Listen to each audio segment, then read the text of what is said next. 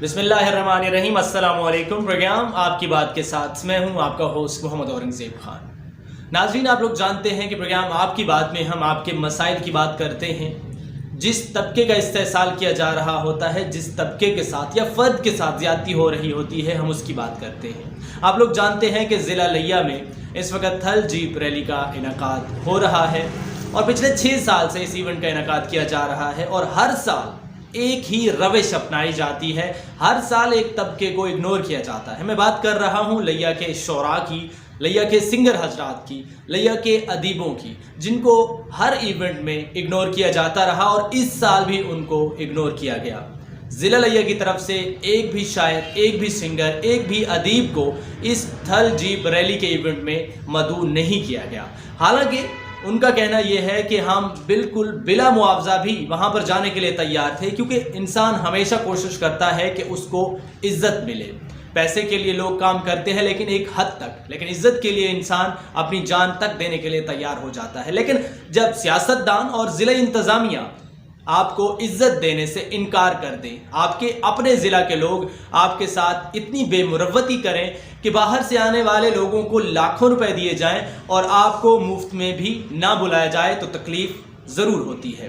आज मैं आपकी मुलाकात कराऊंगा कुछ शोरा हजरात से, कुछ अदीबों से और कुछ सिंगर्स हजरात से। वो आपको बताएंगे कि इस दफ़ा थल जीप रैली में उनके साथ कैसा रवैया अपनाया गया और उनके मुतालबात क्या हैं और उनके दुख दर्द में कौन उनके साथ है और कौन उनके मुखालिफ खड़ा है। आप यहाँ पे तशरीफ़ लाए, हमारे जो एक पुरअमल एहतजाज था, आपने उसको रिकॉर्ड करने के लिए टाइम निकाला, मैं शुक्रगुज़ार हूँ आपका। हमारे कुछ मुतालबात थे, जायज़ मुतालबात थे कि जीप रैली का इनेकाद होता है ऐसा तकरीबन 6 साल से। तो हर दफ़ा ही बाहर से, लाहौर से, डीजी खान से, वहाँ से शोरा को बुलाया जाता है और उनको मकबूल से भी कुछ ज़्यादा मुआवजा दिया जाता है, जिसके मेरे पास सबूत हैं। और जितने भी फ़नकार सिंगर्स होते, एक दफ़ा मेरे ख्याल में लिया से 1-2 सिंगर्स को उन्होंने बुलाया था। उसके बाद हमेशा ही लाहौर से हैं, डीजी खान से हैं। डीजी खान से इस वजह से आते हैं कि वो वज़ीर आला साहब का इलाका है, वहाँ के उनके अपने इलाके के लोग हैं। तो ज़िला लिया में मसद इसमें इतनी तहसीलें हैं, फ़तेहपुर है, तहसील चुबारा है, चौकाज़ा में तहसील करोड़ लालीसन है। तो वहाँ से किसी भी शायर को, किसी भी सिंगर को, किसी भी अदीब को नहीं बुलाया जाता। तो इसकी ज़िम्मेदार एक तो इंतज़ामिया तो है ही है, लेकिन हमारे सियासतदान भी इसमें बराबर के शरीक हैं, जिनको हम हमेशा मैं करवाता हूँ मुशायरे। जब बाकी 2 सबाब हैं, यूनुस बुज़दार भाई हैं, परवेज़ मुनीर भाई हैं, तो हम तकरीबन कई दफ़ा इनके जो सियासतदान होते हैं, MNA साहबान या MPA साहबान या दीगर जो लोग होते हैं, हम उनको बुलाते हैं अपने मुशायरों में और उनको मेहमान ख़ुसूसी की सीट पे बिठाते हैं और उनको इज़्ज़त और आनर देते हैं। लेकिन समझ नहीं आती कि वो भी खामोश हैं इस मामले में। तो इसकी ये उनकी नाअहली का एक मुँह बोलता सबूत है। और दूसरा हमारे कुछ ये मुतालबात है कि एक तो उनको इस जो हमारे साथ ये नाइंसाफ़ी वो कर रहे हैं, उनको इस बात की तलाफ़ी करनी चाहिए और उनको माफ़ी मांगनी चाहिए और इस हमारे जो है इसका सदेबाब करना चाहिए। दूसरी बात ये कि हमारे मुतालबा ये है कि हमारे ज़िला लिया में हम जितने भी शायर लोग हैं या तहसील लेवल पे हैं, तो हमें बैठने के लिए कोई जगह मुयस्सर नहीं है। हम माचू पे बैठे रहते हैं, मुख्तलिफ दोस्तों की बैठक में जाकर बैठते हैं, लेकिन हमारे पास कोई बैठने के लिए माकूल जगह का इंतज़ाम नहीं है। कोई आर्ट्स कौंसल नहीं है जहाँ हम मुशायरे करवाते हैं तो मैरिज हॉल में मुशायरे करवाते हैं, कोई मसालमा करवाना होता है तो मैरिज हॉल में। ये कोई अजीब सी बात है कि हमारे पास मुशायरा करवाने के लिए, एक अदबी प्रोग्राम करवाने के लिए हमारे पास कोई जगह ही नहीं है। सिर्फ वाहिद ज़िला पाकिस्तान में ज़िला लिया जहाँ हर सहूलत से हम महरूम हैं, लोग महरूम हैं, हमारे अदीब शोरा सब हम हर सहूलत से महरूम हैं।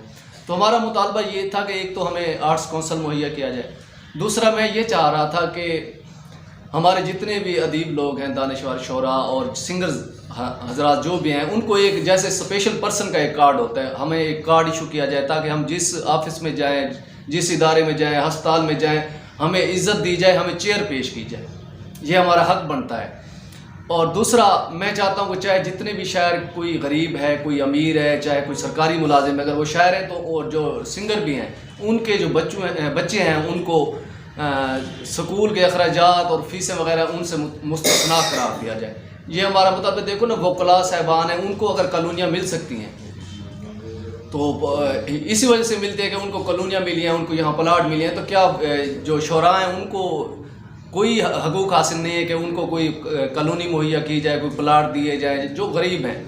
لیکن وکلاء تو تقریباً سبھی امیر گھرانے سے ہوتے ہیں, اگر ان کی سپورٹ کی جا سکتی ہے, مالی امداد کی جا سکتی ہے, ان کو فنڈ دیے جا سکتے ہیں, ان کو پراپرٹی دی جا سکتی ہے, تو شعراء کو کیوں نہیں دی جا سکتی. اور ہمارا ضلع لیا اس حوالے سے بہت زرخیز ہے, اور اس میں بڑے بڑے ضلع لیا نے بڑے بڑے نامور لوگ پیدا کیے ہیں, نامور ادیب پیدا کیے ہیں. تو یہی ہمارا مطالبہ تھا. اور دوسرا یہ تھا کہ ہم چاہتے ہیں کہ جیسے آرٹس کونسل اس کے ساتھ جیسے ملتان میں بنا ہوا ہے ایک ٹی ہاؤس, اس ٹائپ کا ایک یہاں پہ کوئی بلڈنگ تیار کی جائے تاکہ ہم شعراء لوگ وہاں پہ بیٹھ سکیں اور گپ شپ کر سکیں اور اپنا جو پروگرام ہے وہاں منعقد کرا سکیں. اور دوسرا یہ جو زیادتی ہوئی ہے پچھلے سال بھی, یعنی کہ مجھے فون آیا تھا لاہور سے, ایک شاعر ہیں اردو کے, انہوں نے کہا کہ آپ مشاعرہ کروا دیں وہ جیپ ریلی پہ. تو انہوں نے مجھے کچھ ایسے تھوڑے سے پیسے کہے کہ ان پہ میں نے کہا میں کروا دیتا ہوں. پھر پتہ چلا کہ وہ مشاعرہ بھی پڑھ کے, حالانکہ انہوں نے میرے پاس آنا تھا. مشاعرہ ایک ذمہ دار تھا ڈی سی آفس میں, ایک آفیسر تھے, ان کا نمبر دیا, میری ان سے بات ہوئی. لیکن اس کے بعد وہ مشاعرے والی بات ختم ہو گئی.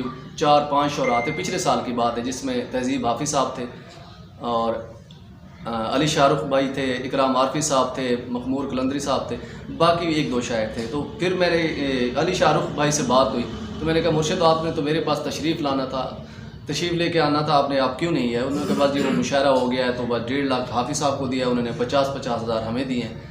تو میں نے کہا باقی دیے ہیں یا ایسے مذاق کر کے, نہیں بالکل دیے. میں نے کہا کس مد میں دیے ہیں, آپ نے کیا کیا ہے وہاں پہ کہ آپ 50 ہزار کیسے لے سکتے ہیں, 1.5 لاکھ اس کو کس مد میں دیا ہے.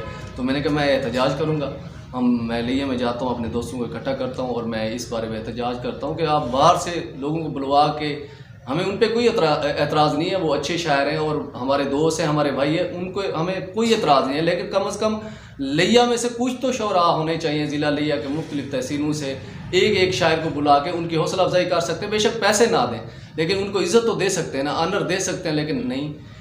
تو بہرحال انہوں نے کہا تھا کہ پلیز آپ اس معاملے کو ابھی رہنے دیں. تو انہوں نے منت سماجت کی, پھر اکرام عارفی صاحب کی کار آ گئی, تو اس معاملے کو کچھ عرصے کے لیے پینڈنگ رکھ دیا گیا. لیکن اب دوبارہ وہی حال ہوا ہے. تو اس حوالے سے ہم اکٹھے ہوئے ہیں, دوست منشو بھٹا بھائی ہیں, بھی راشد باغی, حسرت خان جی, اور میری تنظیم کے سرپرست اور خواب ادبی و ثقافتی فورم کے سرپرست مخدوم کبھی شاہ صاحب, وہ بھی تشریف لائے ہیں. تو یہی ہمارا مختصر اور پرامن ایک احتجاج تھا جو ہم ریکارڈ کروانا چاہتے ہیں. Thank you. جی تو ناظرین, آپ لوگوں نے شعراء حضرات کی, سنگر حضرات کی اور ادیبوں کی گفتگو سنی. آپ کو اندازہ ہو گیا ہوگا کہ ضلعی انتظامیہ کی طرف سے اور سیاستدانوں کی طرف سے جو رویہ ان کے ساتھ رکھا گیا ہے وہ انتہائی پر مذمت ہے, اور ہم بھی اس کی مذمت کرتے ہیں اور ہم ان کے ساتھ کھڑے ہیں. بلکہ ہم ہر اس طبقے کے ساتھ کھڑے ہیں جن کے ساتھ پاکستان میں موجود کوئی بھی ادارہ زیادتی کرتا ہے یا کوئی فرد ان کے ساتھ زیادتی کرتا ہے. آپ لوگ بھی ہمارے اس چینل کا حصہ بن سکتے ہیں. اگر آپ کے ساتھ کہیں پر کوئی زیادتی ہوئی ہے تو آپ کو اسکرین پہ جو نمبر نظر آ رہا ہے اس پر کانٹیکٹ کر کے آپ ہمیں بتا سکتے ہیں, ہم آپ کی آواز بنیں گے. آپ لوگ ہمارے چینل کو سبسکرائب بھی کریں, سپورٹ بھی کریں. ویڈیو دیکھنے کا بہت بہت شکریہ.